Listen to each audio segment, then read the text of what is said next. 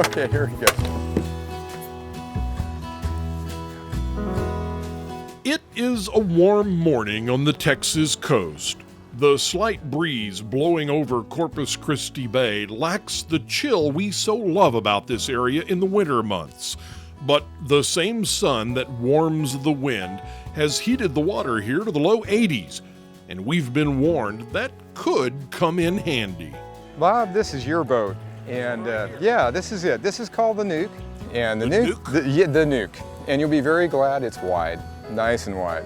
Now this is good for not capsizing, which I think a problem? This is a problem. This is a problem. So a very stable boat, very fast boat, but it's a little broader, just to help you in not capsizing. The Nuke gives me pause. We're here to do something I've never even heard of until a few days ago. Oh, I'm familiar with kayaks. Actually got a merit badge paddling the Brazos several decades ago. But this is different, very different. These things are called ocean kayaks. Now, I hope you don't capsize. There is a little pull here at the front, and if you turn over, you've got to be able to rip that cord back, and you'll come out of the boat. I don't expect you to roll. All right, let's go for it. The ocean kayaks are longer, more tapered on the ends, and listen carefully here because I think this is the most important part. They turn over a lot more easily than regular kayaks. You'll appreciate the tightness of this if you go under, okay? You keep saying that. At least you're saying if I go under. If you go under, that's right. So with steady hands and shaky legs, we set out to kayak first across Corpus Christi Bay. Our teacher and guide is Dr. John Whorff, a guy who literally wrote the book on the subject. Corpus Christi is a great place to, paddle the waterfront because you've got this protected breakwater, and as we go out, we pass this beautiful shoreline plaza. As we paddle down here, we get down the coast. There are some restaurants that are on the water. Over by the Lexington, you can paddle up on the beach and go have lunch. And we waste no time in getting right to the inevitable. How's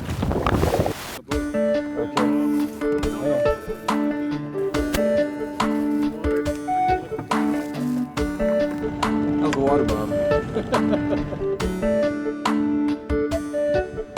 I guess you get to the point where you're not thinking about what you're doing as much as other stuff, are you? I don't think at all about the boat or the paddling or the mechanics of it. I'm focused more on the wildlife and kind of drifting through a landscape. I don't paddle too much around towns or cities. Most of the time we're either trying to photograph dolphins or birds or see places we haven't seen before. Places like these barrier islands that protect the Texas shoreline from the sometimes angry waters of the Gulf of Mexico. What do you call this area back here? Shamrock Island, and we're in here amongst all these birds and black mangroves as well as a lot of marsh. You'll see some kind of low-lying vegetation as well. A lot of these birds are really amazing, the fact that they've got this refuge away from predators, and they have a rich food source, and it's an incredibly great diversity of bird life, really. Those are roseate spoonbills right over there, and the great thing is, in the kayaks, we can get right up close to them because there's no noise. Well, we've got roseate spoonbills on one side and pelicans on the other, and a variety of other birds. It's really neat. It's almost like being in the zoo.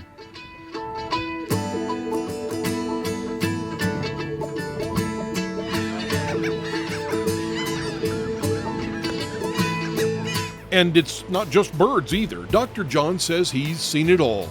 Sea turtles, dolphins, and just about every kind of plant and animal life these waters have to offer. And the best part? It never gets old. Do you still see new things when you go out, or have you seen it all by now? All the time. We got up and we're having breakfast that morning, and here are dolphins jumping and diving not 15 feet from where we're eating breakfast. The emotion is amazing. It's being out in the wilderness, having an adventure, the solitude, the experience. Talk about a stress reliever. I can do this for a weekend and go back to work for weeks. It really helps get you through the day.